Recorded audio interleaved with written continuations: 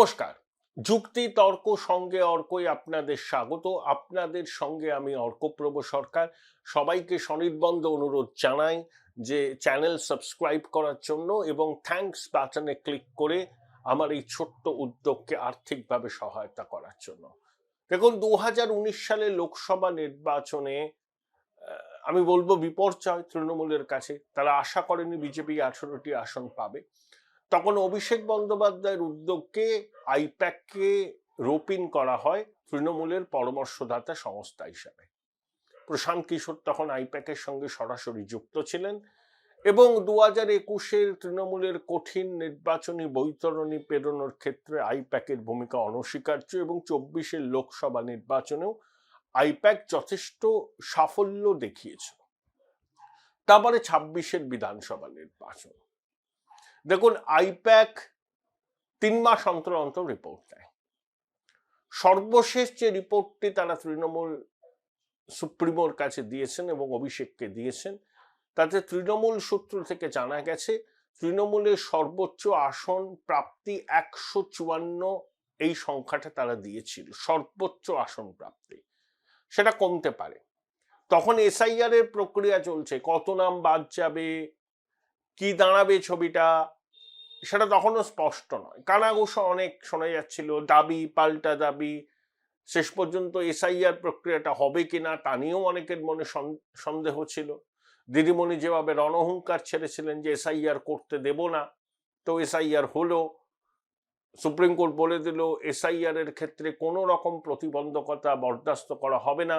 দিদিমণির খুব ইচ্ছা ছিল 2025-এর ভোটার তালিকাকে সামনে রেখে 2026-এর নির্বাচন হোক। সেগুলোও বালি। দিদিমণির সে আশাও পূরণ হয়নি। তার মধ্যে 28শে ফেব্রুয়ারি কমিশন ভোটার তালিকা প্রকাশ করলো, তাতে 6,44,00,000 একটু বেশি নাম আছে। তাহলে পুরো বিষয়টা একেবারে ওলট পালট হয়ে গেছে। এখন সবকটা রাজনৈতিক দলকেই কেঁচে গন্ডুস করতে হবে। দেখুন, তৃণমূল দলটার রাজনৈতিক কাজকর্ম কার্যত আইপ্যাকের কাছে আউটসোর্স করা। আইপ্যাক সমীক্ষা করে, সেই সমীক্ষার রিপোর্ট তারা অভিষেককে পাঠায়। মমতাদি অভিষেক দেখে সিদ্ধান্ত নেন কোন কেন্দ্রে কার প্রার্থী হওয়ার সম্ভাবনা রয়েছে। সে বিষয়েও একটা প্রাথমিক সিদ্ধান্ত আইপ্যাক জানিয়ে দেয় তৃণমূলকে। কিন্তু না, শেষ সিদ্ধান্ত কখনোই আইপ্যাক নেন না। শেষ সিদ্ধান্ত অবশ্যই মমতা বন্দ্যোপাধ্যায় নেন। এবং আইপ্যাকের সুপারিশে যদি দেখা যায় যে 100 জন প্রার্থী বদলের সুপারিশ করা হয়েছে, দিদিমণি সেই সুপারিশ শেষ পর্যন্ত অক্ষরে অক্ষরে মানবেন বলে আমার অন্তত মনে হয় না। দিদিমণি তার পুরাতন ভৃত্যদের এত সহজে নির্বাচনী রাজনীতির গণ্ডির বাইরে বেরোতে দেবেন না। আমার তো নিশ্চিত ধারণা খাদ্যচোর বালু আবার নির্বাচনী ময়দানে অবতীর্ণ হবেন। পার্থ চট্টোপাধ্যায় হবেন না। বালুকে যেভাবে বারাসাত সাংগঠনিক জেলায় গুরুত্বপূর্ণ দায়িত্ব দেওয়া হয়েছে এবং বালু মল্লিক নিশ্চয়ই নির্বাচনে লড়বেন। বালু মল্লিক দিদিমণির অত্যন্ত আস্থাভাজন। যতই ও জেল খাটুক, দুর্নীতির সঙ্গে ওর নাম জড়াক, বালু মল্লিককে দিদি একেবারে টিকিট থেকে বঞ্চিত করবেন এমন আমি মনে করি না। তো আইপ্যাক কি বলছে? আইপ্যাক কি বলছে যে লড়াইটা যেটা কিছুটা হলেও তৃণমূলের দিকে হেলেছিল, এবার কিন্তু লড়াইটা আক্ষরিক অর্থে সমান সমান। যুক্তিটা খুব স্পষ্ট। ধরুন, কলকাতার 11টা বিধানসভা কেন্দ্র, প্রত্যেকটা বিধানসভা কেন্দ্রে 2011 থেকে লাগাতার জয় পেয়েছে তৃণমূল। এবার কিন্তু সমীকরণটা বদলে গেছে। বিশেষ করে শ্যামপুকুর, মানিকতলা, কিছুটা বেলেঘাটা, রাসবিহারী, ভবানীপুর, বন্দর চৌরঙ্গিতে লড়াই হবে। সমীকরণটা অনেক বদলে গেছে এবং মানুষ যদি তাদের গণতান্ত্রিক অধিকার প্রয়োগ করতে পারেন এবং হৃদয়ে যাদের পরিবর্তনের আকাঙ্ক্ষা আছে, সেই পরিবর্তনের আকাঙ্ক্ষাকে তারা যদি ইভিএমে প্রতিফলিত করতে পারেন, তবে বিজেপি কলকাতার 11টি আসনে ভালো ফল করবে। দেখুন, উত্তরবঙ্গ নিয়ে আইপ্যাক আগেই কার্যত অশনি সংকেত জারি করেছে। 54টা কেন্দ্রের মধ্যে খুব ভালো ফল করলে তৃণমূল ওই 13 থেকে 15টা আসন পেতে পারে, আগের বার তারা 24টা আসন পেয়েছিল। বিজেপি ওখানে আইপ্যাকের ধারণা ওই ধরুন 41-40টা আসন পাবে। মালদাতে তৃণমূলের আসন পাওয়ার সম্ভাবনা কার্যত নেই, পেলেও একটা পাবে। মুর্শিদাবাদে 22টার মধ্যে 20টা আসন পেয়েছিল তৃণমূল, এবার কিন্তু তৃণমূলের আসন সংখ্যা 8-9 নেমে যেতে পারে। বড় রকম বিপর্যয় হবে নদিয়া, উত্তর 24 পরগনা, কলকাতা, হুগলির একটা অঞ্চলে এবং হাওড়ার শহরাঞ্চলে, আমি রুরাল হাওড়ার কথা বলছি না।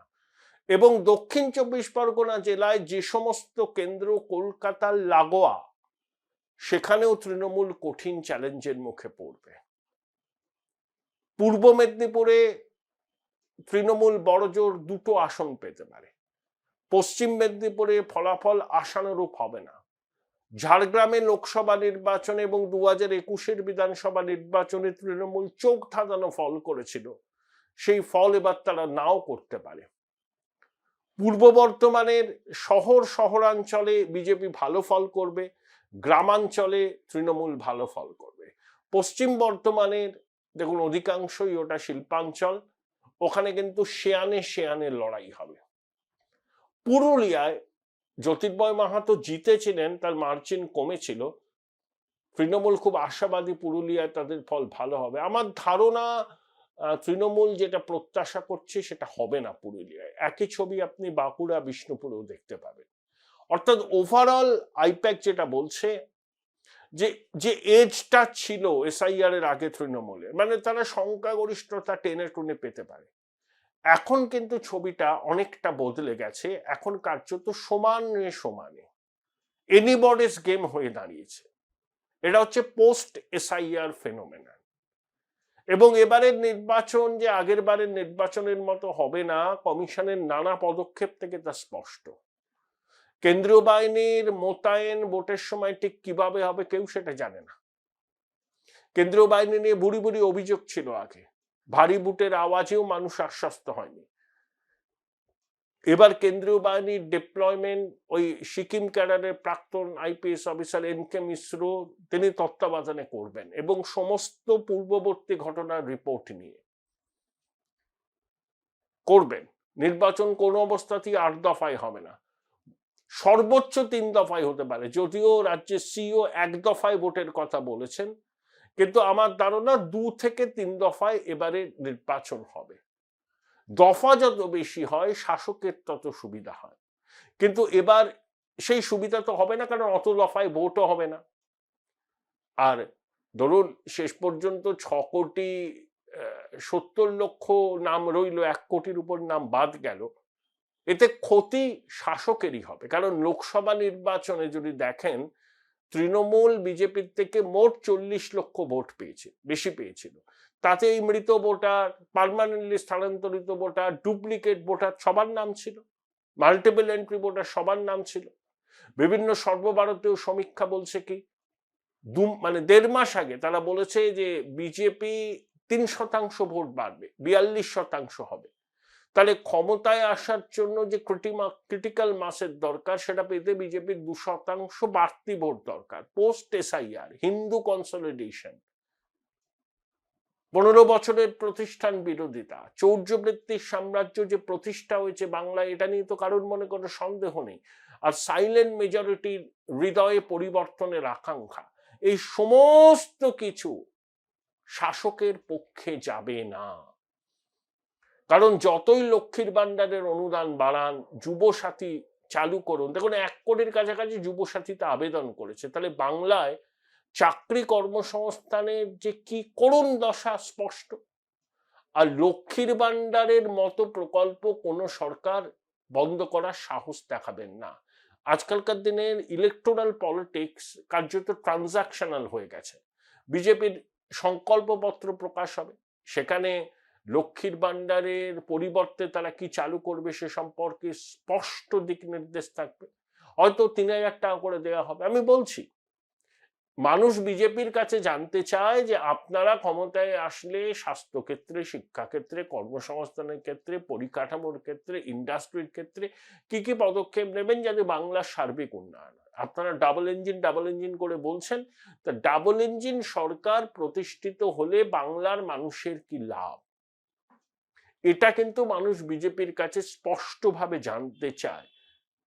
আকাশ কুসুম অবাস্তব দাবি সংকল্পপত্রে আশা করি বিজেপির নেতারা রাখবেন না, কারণ রাজ্যের মাথায় 8 লক্ষ কোটি টাকার উপর দেনা, আর যে শিশু ভূমিষ্ঠ হলো আজ রাতে তার মাথায় 81,000 টাকার ঋণ।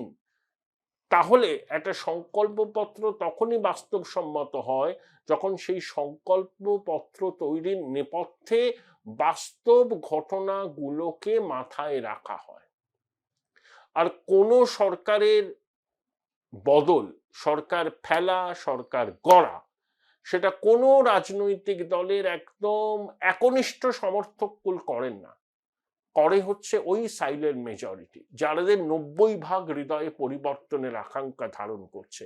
ঠিক 2011 সালে ওই সাইলেন্ট মেজরিটি 34 বছরের বাম শাসনের অবসান ঘটিয়েছিল। সেই সাইলেন্ট মেজরিটি এবারও কিন্তু হৃদয়ে পরিবর্তনের আকাঙ্ক্ষা ধারণ করছে।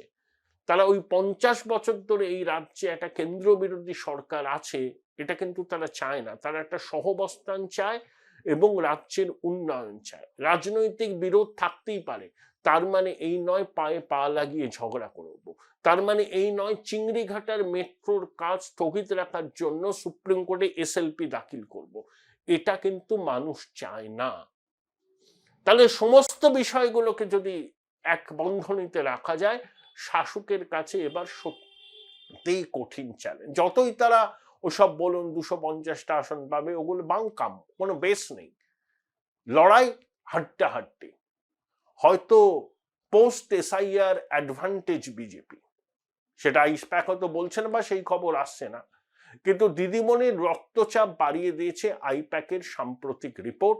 তাতে স্পষ্ট করে বলা হয়েছে পোস্ট এসআইআর লড়াইটা কার্যত তুল্যমূল্য, কিছুটা হলেও বিজেপির পক্ষে সুবিধাজনক।